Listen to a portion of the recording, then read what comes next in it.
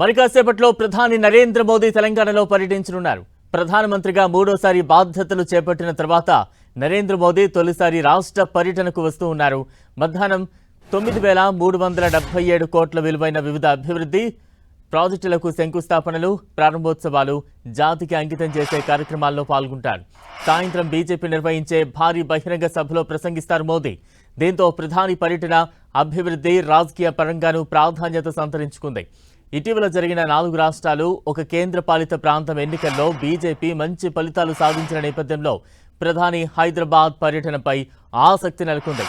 ఇదే సమయంలో నరేంద్ర మోదీ, టీడీపీ, జనసేనల అధినేతలు, ఏపీ ముఖ్యమంత్రి, ఉప ముఖ్యమంత్రులైన చంద్రబాబు, పవన్ కళ్యాణ్లతోనూ భేటీ కానుండడం మరింత ఆసక్తిని పెంచుతోంది.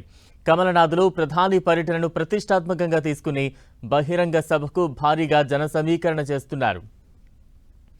ప్రధాని పర్యటన బిజీగా సాగనుంది.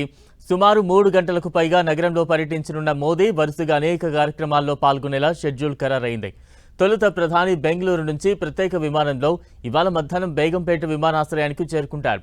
అక్కడి నుంచి రోడ్డు మార్గంలో హెచ్ఐసిసికి వెళతారు.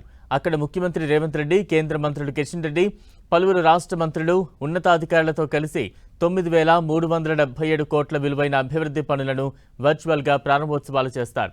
అక్కడ ప్రధానితో సీఎం రేవంత్ రెడ్డి కూడా ప్రసంగించనున్నట్లు సమాచారం. అనంతరం ప్రధానమంత్రి గచ్చిబౌలికి వెళ్లి సాయి సింధు ఆసుపత్రిని ప్రారంభిస్తారు.